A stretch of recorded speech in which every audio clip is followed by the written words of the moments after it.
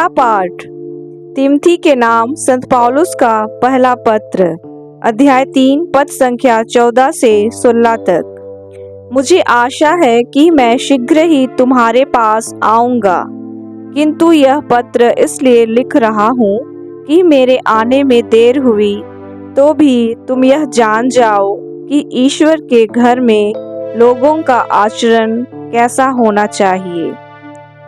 ईश्वर का घर जीवंत ईश्वर की कलीसिया है, जो सत्य का स्तंभ और मूलाधार है। धर्म का यह रहस्य निस्संदेह महान है। मसीह मनुष्य के रूप में प्रकट हुए, आत्मा के द्वारा सत्य प्रमाणित हुए, स्वर्गदूतों को दिखाई पड़े, गैर यहूदियों में प्रचारित हुए, संसार भर में उन पर विश्वास किया गया और वह महिमा में आरोहित कर लिए गए। प्रभु की वाणी। भजन अनुवाक्य। प्रभु के कार्य महान है। धर्मियों की गोष्ठी और उनकी सभा में मैं सारे हृदय से प्रभु की स्तुति करूंगा। प्रभु के कार्य महान है, भक्त जन उनका मनन करें। उनके कार्य प्रतापी और ऐश्वर्यमय है। उसका न्याय युग युगों तक बना रहता है। प्रभु के कार्य स्मरणीय हैं। प्रभु दयालु और प्रेममय है। वह अपने भक्तों को तृप्त करता और अपने विधान का सदा स्मरण करता है। उसने अपनी प्रजा को राष्ट्रों की भूमि दिलाकर अपनी शक्ति का प्रदर्शन किया। जय घोष, हालेलुया।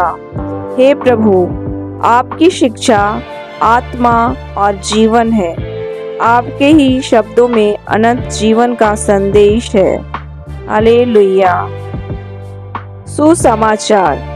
संत लूकस के अनुसार आज का पवित्र सुसमाचार, अध्याय 7 पद संख्या 31 से 35 तक। प्रभु ने कहा, मैं इस पीढ़ी के लोगों की तुलना किससे करूं?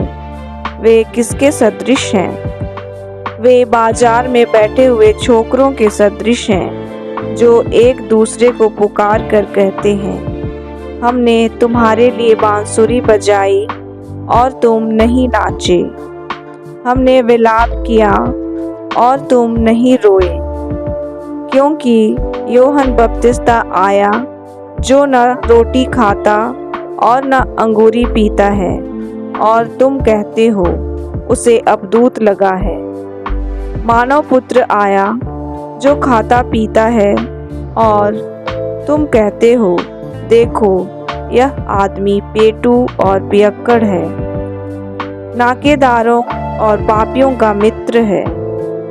किंतु ईश्वर की प्रज्ञा उसकी प्रजा द्वारा उचित प्रमाणित हुई है। प्रभु का पवित्र सुसमाचार। मनन चिंतन। आज का सुसमाचार हमें दिखाता है कि प्रभु यीशु अपने समय की पीढ़ी की तुलना उन बच्चों से करते हैं जो बाजार में बैठे रहते हैं, परंतु न बांसुरी की धुन पर नाचते हैं और न शोक गीत पर रोते हैं। दूसरे शब्दों में, लोगों ने न तो यूहन्ना बपतिस्ता के तपस्या के संदेश को स्वीकार किया और न ही प्रभु यीशु के आनंदमय सुसमाचार को। हम भी अक्सर ऐसे ही होते हैं।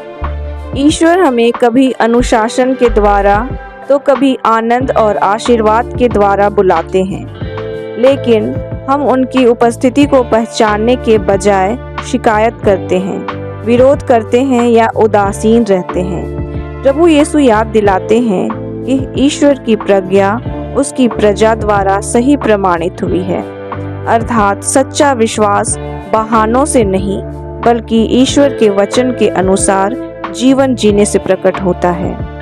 आज हम धर्माध्यक्ष और धर्माचार्य संत रॉबर्ट बेलार्मिन का स्मरण करते हैं। उन्होंने अपनी क्षमता का प्रयोग घमंड के लिए नहीं किया, बल्कि सच्चाई को विनम्रता और साहस के साथ बचाने के लिए किया। वे हर परिस्थिति में ईश्वर की आवाज को सुनने और उसका पालन करने के लिए तैयार थे।